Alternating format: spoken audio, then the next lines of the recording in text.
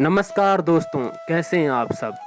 दोस्तों, आज मैं आपको शिव महापुराण से एक सुंदर कहानी सुनाऊंगा कि कैसे एक अंधा राक्षस मां पार्वती का पुत्र बना। दोस्तों, किसी समय देव सम्राट भक्तवंसल भगवान शंकर अपने गणों तथा मां पार्वती को साथ लेकर कैलाश से विहार करने हेतु काशी में पधारे। उन्होंने काशी को अपनी राजधानी बनाया, भैरव को उसका रक्षक नियुक्त किया और पुनः मनुष्य को आनंद देने वाली नाना प्रकार की लीला मां पार्वती के साथ करने लगे। किसी समय वरदान देने के कारण वे एक बार अपने गणों के साथ मंद्रांचल पर गए और वहां पर मां पार्वती के साथ विहार करने में प्रवृत्त हो गए। अनंतर मंद्रस्थ पार्वती ने पूर्व दिशा से नरम क्रीड़ा काम परिहास करते हुए लीला पूर्वक चंड पराक्रम वाले सदाशिव के नेत्र बंद कर दिए।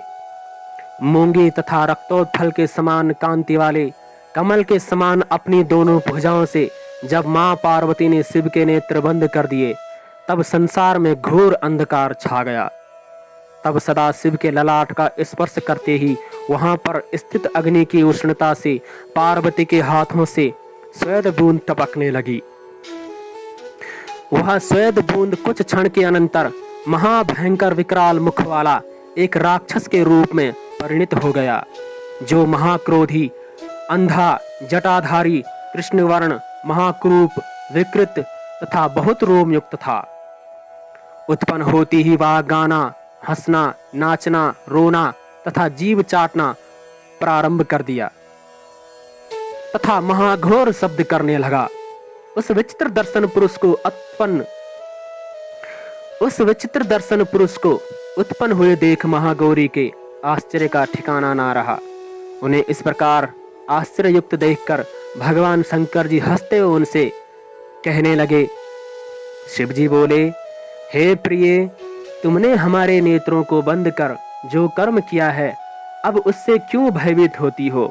महादेव के वचन सुनकर गौरी ने हंसते हुए अपने हाथों को शिव के नेत्रों से हटा लिया। तब प्रकाश हो जाने पर वह अंधा राक्षस अंधकार से भी अधिक घोर रूप हो गया। उसे इस प्रकार के रूप में देखकर मां गौरी ने महेश्वर से पूछा। मां पार्वती ने बोला, हे भगवान, हम दोनों के देखते देखते ये महाघोर अत्यंत विकराताकार वह कौन उत्पन्न हो गया। आप मुझसे सत्य कहिए, आपने किस कारण से इसकी सृष्टि की है, यह किसका पुत्र है। तरह तरह की लीला करने वाले अंधक सृष्टिकर्ता भगवान शंकर ने त्रिजग जननी प्रिय की बात सुनकर हंसते हुए उनसे कहा। भगवान शंकर बोले, हे अद्भुत चरित्र करने वाली चंडिके, तुमने जो मेरे नेत्रों का निलीमन किया था, उससे उत्पन्न तुम्हारे श्वेत कण के द्वारा यह अद्भुत महापराक्रमी अंधक नाम वाला राक्षस उत्पन्न हुआ है। यद्यपि ये राक्षस रूप है, किंतु तुम ही इसकी जन्मदात्री हो।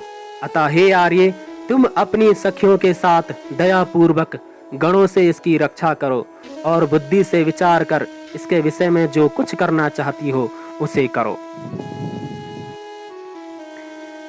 महेश्वर के वचन सुनकर गौरी सखियों के साथ करुणा द्रवित होकर अनेक उपायों से हर प्रकार उस बालक की रक्षा करने लगी।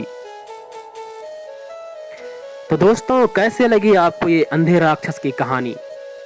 दोस्तों, कमेंट करके जरूर बताइए कि आपको ये कहानी कैसे लगी और हमारे चैनल को सब्सक्राइब करना ना भूले और लाइक करना और शेयर करना ना भूले। जय भोलेनाथ।